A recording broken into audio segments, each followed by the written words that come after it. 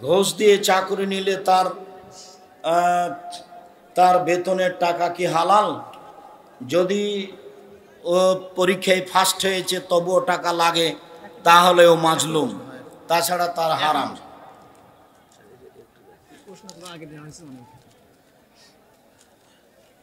সাদা স্রাব কি অজু ভাঙে? জি না, সাদা স্রাব অজু ভাঙে না। ছোটবেলায় ছেলে মেয়েদের আকিকা করিনি, 7 দিনের পরে আকিকা হবে না, আগে হবে না পরে হবে না। বিয়ের সময় যদি মেয়ে কবুল না বলে তাহলে সে বিয়ে ইসলাম সম্মত কি? মেয়ের কবুল বলাটাই নাজায়েজ, মেয়ের কাছে কবুল করাতে যেতে হবে না, ওটাই জরুরিভাবে ছেড়ে দিতে হবে। কবুল ওর বাপ করাবে, মেয়ের বাপ। বিশেষ কোনো রোগের কারণে জরায়ুর নাড়ি কেটে ফেলা যাবে কি? সেটা চিকিৎসকের ব্যাপার, কেটে ফেলতে পারে, নিতেও পারে। অনেক সালাফি আলেম বলেন বুকে হাত বাঁধার হাদিস জয়ীফ না, বুকে হাত বাঁধারই হাদিস সহি, নাভির নিচে হাত বাঁধার হাদিস জয়ীফ। আমি দাড়ি রাখতে চাই কিন্তু স্ত্রীর নিষেধ। নোংরা কথা বলো কেন? আমাদের গ্রামে মহিলারা ঈদের সালাত বাড়িতে জামাতে পড়িয়ে খুতবা দেয়। জি না, মেয়েদেরকে ঈদের মাঠে যেতে হবে, জরুরি বাধ্য। জুমা মসজিদে মহিলারা ঈদের সালাত আদায় করবে, এটা বিদাত। এরকম প্রথা রাসূলের যুগে ছিল না। রব্বানা লাকাল হামদ জোরে পড়া যাবে কি? যায়, তবে ধীরে পড়া উত্তম। বেকায়দায় পড়ে সুদখোরের বাড়ি দাওয়াত খাওয়া যাবে কি? নিরুপায় হয়ে খাবেন, স্বইচ্ছায় নয়। অজু শেষে ঘাড় মাসা করা বিদাত। অনেকেই বলে আপনি আগে যুব সংঘ দলে ছিলেন, ভুল বলেছে, তওবা করতে হবে। পরহেজগার হওয়ার জন্য কি কি আমল করব? 5 ওয়াক্ত সালাত আদায় করেন, কোরআন তেলাওয়াত করেন, হালাল রুজি খান, আর দুজন যেখানে বসে আছে ওখানে বসবেন না। ওখানে আর একজনের বদনাম হচ্ছে, পরকাল হারাবে। আড্ডা পিটবেন না। দল বেঁধে কবরস্থানে যাওয়া, জিয়ারত করা বিদাত। একাই যাবে, এই চল। সালাতুত তাসবিহ পড়া যাবে কি? হাদিস সহি নয়। তাহাজ্জুদ পড়েন, তাহাজ্জুদ। সাব্বিহিসমা রাব্বিকাল আলার জবাবে সুবহান রাব্বিয়াল আলা সবাই জোরে বলবে, জিনা চুপে চুপে। সূরা 3-এর শেষে বালাওয়ার যে বলা যাবে না, সূরা 3-এর উত্তর দেওয়া যাবে না। সূরা আলার যাবে, সূরা গাসিয়ার যাবে। অনেকে বলে দাড়ি রাখা তেমন গুরুত্ব নেই, কিছু বলুন। দাড়ি রাখা জরুরি, ফরজ। গুরুত্ব নেই কথা বললে কাবিরা গুনাহ হবে। জর্দা, গুল, বিড়ি, সিগারেট খেলে 40 দিন সালাত কবুল হবে না, এটাই ঠিক, এ কথাই ঠিক। মহিলাদের কাফনের কাপড় 5টি কি? জি না, 3টি। 5টির হাদিস ঠিক নেই। দলিলবিহীন জায়গায় মসজিদ স্থাপন করা যাবে কি? দলিলবিহীন মানে যে কোনো জায়গায় মসজিদ নির্মাণ করা যায়, তবে ওয়াকফ না হলে ওই মসজিদ বন্ধ করতে হবে, ওয়াকফ করার জন্য বলতে হবে। সরকারি জমিতে যদি মসজিদ নির্মাণ হয় তাহলে একটা ডিসিওসি বরাবর একটা দরখাস্ত, অনুমোদন থাকা ভালো। ব্যাংকে চাকরি হালাল হবে কি? জি না।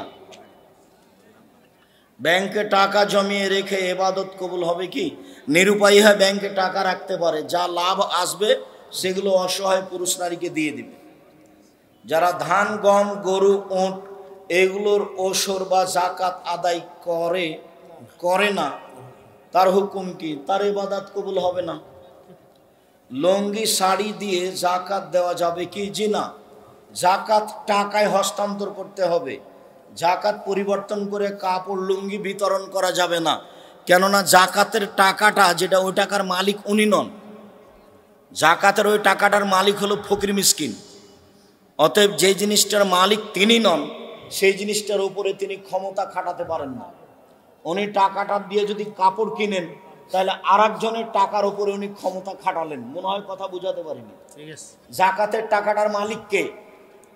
ফকির মিসকিন। তো উনি তার হাতে দিয়ে দিবেন, তাহলে তার জিম্মেদারি শেষ। তো উনি কেন জাকাতের টাকা দিয়ে লঙ্গি কিনতে গেলেন? তাহলে ওই টাকার উপরে এখনো তার ক্ষমতা আছে? নেই। আপনি একদিন আমাদের কেন্দ্রীয় মসজিদে খুতবা দিবেন, সময় হওয়া কঠিন আছে। আজকে আপনাদের মেহমানের অনুরোধে তার আর একজনের মাধ্যম দিয়ে চলে এসে আমি এখানে আসা পর্যন্ত ওনাকে খুঁজছিলাম যে ইনিকে, যার মাধ্যমে চলে আসলাম। বেনামাজির জানাজা হবে কি? নামাজ যদি অস্বীকার করে থাকে তাহলে হবে না, আর যদি শয়তানি করে পড়ে না, তার জানাজা করতে হবে। মৃত ব্যক্তির খানার অনুষ্ঠান হারাম, 40 দিনে হোক 4 দিনে হোক। যেটা মৃত ব্যক্তির নামে খাদ্য দিয়েছেন ওটা তো ময়লা, মানুষের ময়লা, ওটা সাদাকা। তা আপনি বা খাবেন কেমন করে? আর আপনার বাপের বন্ধু মানুষ এসেছে গাড়ি নিয়ে, ও খাবে কি করে? এটা মানুষের ময়লা। আল্লাহ রাসূল এই হোসেন একটা জাকাতের খেজুর মুখে দিয়েছিলেন।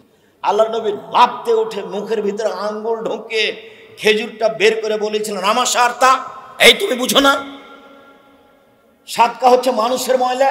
আমি খাই না, আমার বংশ খায় না, আমার বাড়িতে যে কাজ করে সেও খায় না, তাদের উপর হারাম। কাজে ওইভাবে মরা মানুষের অনুষ্ঠান করা হারাম। হানাবি কিছু ভাই বলে আহলে হাদিস ইংরেজদের থেকে এসেছে, এটা অপবাদ। তাকে জবাব দিতে হবে বিচারের মাঠে এবং দুনিয়াতেও। অত্র মসজিদে জুমার আজান দুটি, একটি দিতে হবে, দুটি নয়। স্বামী স্ত্রীকে সরকারি আইনে কোর্টের মাধ্যমে তালাক দিয়েছেন, স্বামী স্ত্রীকে দিয়েছেন, অর্থাৎ ডিভোর্স দিয়েছেন এই দিন এবং 3 মাস অতিক্রম করেছে। এখন তারা পুনরায় থাকতে চায়। ওই যদি এক বৈঠকে 3 তালাক করে থাকে কাজীর বৈঠকে, তাহলে বিবাহ পড়িয়ে আনতে হবে, কারোর সাথে নয়, তারই সাথে। 90 দিনের মধ্যে ফিরিয়ে নিলে বিবাহ পড়াতে হতো না। 90 দিন পার হয়েছে, তারই সাথে বিবাহ পড়াতে হবে, অন্য কোথাও নয়। আর যদি 3 মাসে 3 তালাক দিয়ে থাকে তাহলে আর ফেরত নেওয়া যাবে না। স্ত্রী সহবাসের দোয়া মুখস্থ করতে হবে। শুকরিয়া, জাযাকুমুল্লাহ খান। দীর্ঘ সময় ধরে আমরা যখন খাবার খাই তখন খাবার খাওয়ার ভিতরে পানি খাই, তখন আমরা ডান হাতের সাথে বাম হাত ব্যবহার করি। কোনো সময় করা যাবে না। বাম হাতে শয়তান খায়, আল্লাহ রাসূল বলেছেন। বাম হাতে গিলাস ধরে ডান হাত লাগিয়ে দিয়ে খেতে পাবেন না, এবারে চিরদিনের জন্য হারাম। ডান হাতে ধরতে হবে, বলে ভাত লেগে আছে যে চেটে খান, আর না হলে ওই সহই আপনি গিলাস ধরেন, আর না হলে খেজুর খান। অনেক লোক বলা বলি করে যে সে যদি মুসলিম হয়, সে যতই পাপ করুক তাকে পাপের সাজা দিয়ে আল্লাহ একদিন তাকে জান্নাতে দিবেন। কথা ঠিক, তো মুসলিম আছে তো? এটা বাংলাদেশ মানে বিপদ সীমার উপর দেশ, শির কাছে শিরকে ইমান কেটে যায়, কখন যে কেটে গেছে।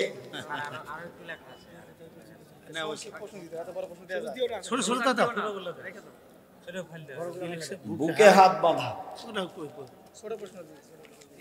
হুজুর, বিভিন্ন ধরনের মোবাইল গেম যেমন ফ্রি ফায়ার, পাবজি ইত্যাদি গেমগুলো ইসলামের দৃষ্টিতে চিরদিনের জন্য হারাম। প্রত্যেক যেই খেলা বসে বসে চলে, সময় নষ্ট হয়, শরীর চর্চা হয় না, সেই খেলাকে আল্লাহ চিরদিনের জন্য হারাম করেছেন। চৌসার, ছক্কা, লুডু, দাবা, পাঞ্জা, ক্যারাম বোর্ড, তাস, গেমস, যত খেলা আছে বসে বসে চলে, সময় নষ্ট হয়। এই খেলায় যদি কেউ হাত লাগায় তাহলে সে তার হাতকে শরীর রক্তের মধ্যে ডুবিয়ে দিল, একেবারে হারাম। শ্বশুর বাড়ি হতে খুশি হয়ে কোনো কিছু দিলে নেওয়া যাবে কি পরে নিতে হবে? বিবাহের সময় নয়। আব্দুর রাজ্জাক সাহেব, পরে নেওয়ার দলিল ফাতেমা রাসূল সাল্লাল্লাহু আলাইহি ওয়াসাল্লামের বাড়িতে গেছিলেন কাজের লোক চাইতে, তো আল্লাহর নবী বলেননি যে বিবাহের পরে কাজের লোক দেওয়া যাবে না, এই কথা তিনি বলেননি। তিনি বলেছিলেন যে তুমি এগুলো বলো, তাহলে আর কাজের লোক লাগবে না। তো বিবাহের পরে বাপ মেয়েকে কিছু দিতে পারে তার প্রমাণ এইটা। উনি যদি বলতেন সাবধান বিবাহের পরে বাপের কাছে কিছু চাওয়া যাবে না, তাহলে এটা চিরদিনের জন্য হারাম হতো। বিবাহের সময়তে যা কিছু লেনদেন হয় তা যৌতুক, তবে চাপ দিয়ে শ্বশুরের কাছে কিছু আদায় করা যাবে না।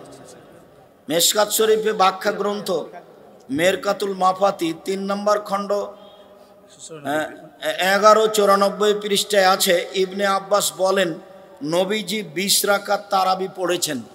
হাদিসটি জাল, ওটা 20 রাকাত তারাবি নয়, 20 রাত। 20 রাত ইমাম তারাবি পড়িয়েছিলেন। তুমি ওটাকে রাকাত ধরেছ, তোমার হুজুরও ধরেছে, ভুল হয়েছে। ইব্রাহিম আলাইহিস সালাম মুসলমানদের জাতির পিতা? জি না, ইব্রাহিম আলাইহিস সালাম মুসলমানদের জাতির পিতা নন, সবার জাতির পিতা আদম আলাইহিস সালাম। ইব্রাহিম আলাইহিস সালাম ধর্মের ব্যাপারে সবার গুরু, মানে সবার মূল ব্যক্তি। মুহাম্মদ সাল্লাল্লাহু আলাইহি সাল্লামের স্ত্রী খাদিজার বিবাহ কে পড়ান? কোনো প্রমাণ নেই। কেউ যদি প্রমাণ করে যে পড়িয়েছেন এই, তাহলে সেটা মিথ্যা হবে। কিভাবে বিবাহ হয়েছে? তাদের ওই আগের নিয়মে হয়েছে। জায়নামাজে যদি মসজিদের নকশা আঁকানো থাকে তাহলে সালাত হবে কি? সালাত হবে, নেকি কম হবে। ওই জায়নামাজ ব্যবহার করবেন না। যে জায়নামাজে কোনো প্রকার ছবি নাই, এক কালার, সিরাজগঞ্জ বাজারে গিয়ে বলবেন যে আমি এক কালার জায়নামাজ নিব, বাস ওইটা নেবেন, তাতে সালাত আদায় করবেন। মায়াতকে গোসল করানো ব্যক্তি বা কবর খননকারীকে ওয়ারিসদের পক্ষ থেকে খাওয়ানো যাবে কি? অসহায় মানুষের খাওয়াবেন, খাওয়াতে হবে মনে করলে গুনাহ হবে। ঘুষ না দিলে চাকরি হচ্ছে না। ইউটিউব এবং ওয়েবসাইট থেকে গুগল অ্যাডসেন্স এর টাকা ইনকাম, ও এটা সঠিক বেঠিক বোঝা যায় না। আপনি এখন বুঝেন কি না যে এটা কতদূর হারাম কতদূর হালাল? স্পষ্ট যদি হন যে এটা হালাল তাহলে খাবেন, যদি অস্পষ্ট হয় তাহলে তা হারাম। আমি নিজেও বুঝি না তার হালাল হারাম। চাকরির মাধ্যমে বিয়ের চুক্তি, চাকরি হলে বিয়ে করতে হবে, সেই বিয়ে কি হালাল? বিয়ে তো হালাল, কাজটা জায়েজ নয়। বিয়ে বাপের উপস্থিত দুজন সাক্ষী হলে বিবাহ জায়েজ। ফজর এবং আসর নামাজ হানাফি জামাতের সাথে আদায় করলে কি নামাজ কবুল হবে? নামাজ কবুল হবে, নেকি কম হতে পারে। আশেপাশে আহলে হাদিস জামাতের মসজিদ যদি না থাকে তাহলে কি হানাফি জামাতের মসজিদে নামাজ আদায় করা যাবে? করেন, ফজর এবং আসর না করাই ভালো। মুসা আলাইহিস সালামের লাঠি কোথায় আছে এবং এই লাঠি মুসা আলাইহিস সালাম কোথা থেকে পেয়েছেন? কোথায় আছে আমরা তা জানি না, তবে তিনি কোথায় পেয়েছেন সেটা আমরা জানি না। তার হাতে লাঠি ছিল এ কথা আল্লাহ বলছেন, মাবে ইয়ামিনেকা ইয়া মুসা, মুসা তোমার ডান হাতে কি? তখন মুসা আলাইহিস সালাম বললেন, হে আসা, এটা আমার লাঠি। বিবাহে স্বর্ণ উপহার দিলে পুরুষের জন্য তা গ্রহণ করা বৈধ হবে কি? স্বর্ণ উপহার দিলে গ্রহণ করা যাবে, বিক্রি করে টাকা কাজে লাগাতে হবে। স্বর্ণ পুরুষের ব্যবহার করা হারাম। কিছু মুসল্লিকে দেখা যায় জিন্সের প্যান্ট পরে এবং এই প্যান্ট গুটিয়ে সালাত আদায় করে, যেটা এটা হারাম। যেই প্যান্টে শরীরের উঁচু নিচু বোঝা যায় অঙ্গ প্রত্যঙ্গ, সেই পোশাক হারাম। আর সলাতের সময় কোমরে গুটাতে হবে, নিচে নয়। নিচে গুটানো হারাম, কেননা সব কিছু সিজদা করতে যায়। একজন নবী একজন পুরুষের সাথে একজন নারী কতজন পুরুষের সাথে পর্দাবিহীন সাক্ষাৎ করতে পারে, ওটা উল্লেখ করা আছে কোরআন মাজিদে। তার বাপ, তার শ্বশুর, তার ছেলে, তার বোনের ছেলে, তার মেয়ের ছেলে। জীবিত মানুষের আত্মা কোথায় অবস্থান করে? তার দেহের মধ্যে অবস্থান করে, ঘুমের সময়তে চলে যায়, আবার আসে, যা রাসূল সাল্লাল্লাহু আলাইহি ওয়াসাল্লাম বলেছেন। আমার 3টি মেয়ে, তাদের নাম রাখা হয়েছে মাফিয়া আক্তার মুন্নি, মার্জিয়া আক্তার মায়া, মনিরা বিনতে মুক্তার, এই নামগুলো রাখা যাবে। ঠিক আছে কিনা? মনিরা বিনতে মনিরা, শুধু মনিরা, মনিরা বিনতে মুক্তার, ঠিক আছে। মার্জিয়া বিনতে আক্তার মায়া, ও আক্তার মায়া লাগবে না, শুধু মার্জিয়া। মার্জি আছে। আক্তার মায়া এগুলো ছেড়ে দিতে হবে। মাফিয়া, মাফিয়া, এটাও একটা। মাফিয়া, আফিয়া হয় মাফিয়ার চেয়ে, আফিফা। বিবাহের মহারানা হিসাবে কোনো নারী যদি বিবাহের পর স্বামীর সাথে হজে যেতে ইচ্ছা করে তবে তা মহারানা হিসাবে গ্রহণযোগ্য হবে কি? স্বামী স্ত্রীর চুক্তিতে যদি হয়তো হবে, তোমাকে হজে নিয়ে যাব, তোমার সাথে যে মোহর ছিল সেটা আমি এরই মধ্যে পরিশোধ করে দিলাম, তো স্বামী যে স্ত্রী যদি রাজি থাকা হবে, ছাড়ো। শুক্রিয়া, জাযাকুমুল্লাহ খায়র। আল্লাহ আমাদের যারা মারা গেছে তুমি তাদের কবরের শাস্তি মাফ করো, আমরা যারা অসুস্থ তুমি তাদের আরোগ্য দান করো, আমরা যারা বেঁচে আছি তুমি তাদেরকে তোমার রাসূলের পদ্ধতি অনুযায়ী চলার তৌফিক দান করো। আজকের যে আলোচনা সে আলোচনা মেনে চলার তৌফিক দান করো। তোমার দরবারে এই জোরালো দাবি ও দাওয়া দোয়া রেখে আজকের সংক্ষিপ্ত আলোচনা এখানে শেষ করলাম। সুবহানাকা আল্লাহুম্মা ওয়া বিহামদিকা আশহাদু আল্লা ইলাহা ইল্লা আনতা আস্তাগফিরুকা ওয়া আতুবু ইলাইক। আসসালামু আলাইকুম ওয়া রাহমাতুল্লাহ। অবশ্যই কেউ মাসিক আলিতে